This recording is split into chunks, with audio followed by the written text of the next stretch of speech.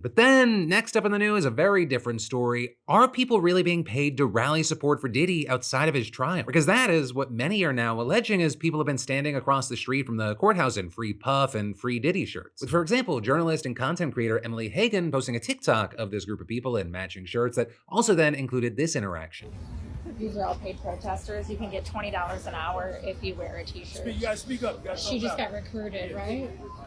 I refuse. You said no. No. It wasn't worth the 20?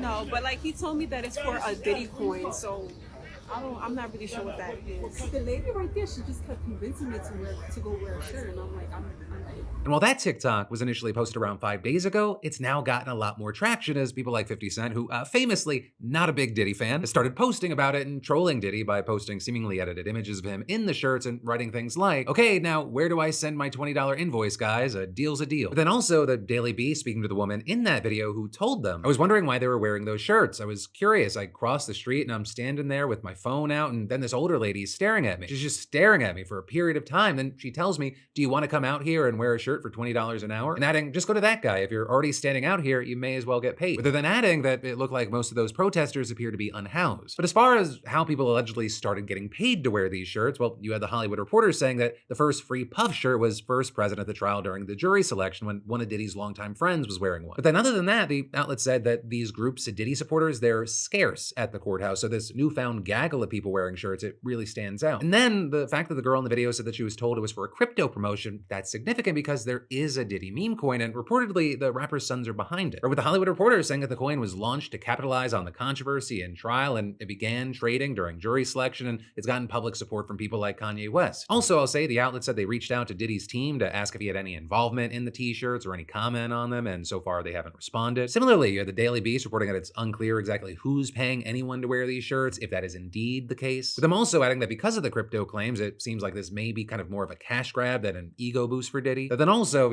some think, why not both? And all of this, of course, it comes as this high stakes trial is continuing to play out with, in fact, today, Kid Cudi taking to the stand to testify comparing Diddy to a Marvel supervillain. And as far as how he's mixed up in all this, he briefly dated Cassie Ventura, who's Diddy's ex and the main witness of the trial. And actually connected to this, last week during her testimony, she actually said that Diddy was furious when he found out that she had dated Kid Cudi and threatened to blow up his car. And today, he actually talked about that, saying that one day back in December of 2011, he got a panic call from Cassie telling him that Diddy had found out about their relationship, and after he went to pick her up, he got another call from one of Diddy's employees claiming that Diddy had broken into his house. Or with Diddy also allegedly telling him that he was at the house waiting for him, but when he got there was no Diddy to be found, and instead, the Christmas presents that he got for his family had been opened and his dog was locked in a bathroom. Right? And so he was unsure of what was going on. He then called police, and then a few weeks after that, his Porsche was destroyed by a fire while parked outside of his home in the Hollywood Hills. Right? And so with all that, you have places like the New York Times reporting that this testimony is viewed as an important part of the government's narrative in the trial. But then also you have places like the Washington Post adding that the defense is trying to use it to question the character of the prosecution's star witness, Cassie Ventura, by painting her as kind of leading on and playing both Diddy and Kid Cudi. But for now, the trial continues. We'll have to see what happens there. But in the meantime, I'd love to know your thoughts regarding the Diddy shirts.